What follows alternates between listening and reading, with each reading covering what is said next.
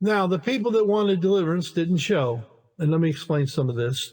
They might have a good reason. I mean, But what happens is when the devil knows they're wanting deliverance, he does things to block it. He'll make them sick. He'll make them so uncomfortable they just can't manage to get to the meeting to get it. He'll have them pulled away from the meeting by friends, family members, and whoever, which is why Jesus said, if you put any of them people, your family members, before him, you're not worthy of him.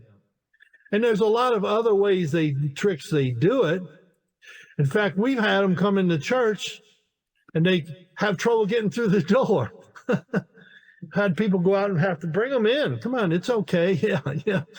And then we have people that do get into the church, they turn around and run out. One time I had to cast demons out of a young girl who was into drugs and a lot of other things, but out in the parking lot. I just ran after the devil and attacked him in the parking lot.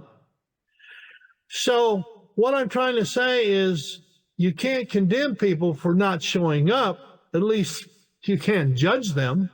Apostolic judgment you can use against them if you're an apostle after you find out some of the reasons they didn't show up. Now, if the reason happens to be, well, they decided they wanted to, watch TV or go to a ball game or something ridiculous like that, well, then, my thing is like, well, it's one strike and you're out. That's it. I ain't got time for this mess of people showing up. Because what happens, those that you really want to give the one striking out to are usually those who, if they do make it, they're not going to come back and they're going to get back everything you cast out of them. So for me, it's a waste of time. And I don't have enough time to waste, to be honest with you. So I do give people more than one strike after I hear why they didn't show up. But if I find it's something really frivolous, hey, go find somebody else to cast out your demons or live with them for the rest of your life. Now, that may sound cold, but that's what has to be done, because even Jesus kind of hinted toward that.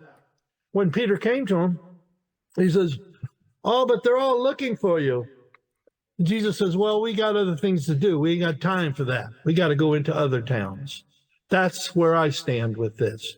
Now, you as a deliverance minister, you may have, God may give you a little more mercy than he's given me, maybe a little more patience, or this might be a new ministry to you and you need it to train yourself. See, in the early days, Carol and I, when somebody come up for deliverance, we didn't screen them.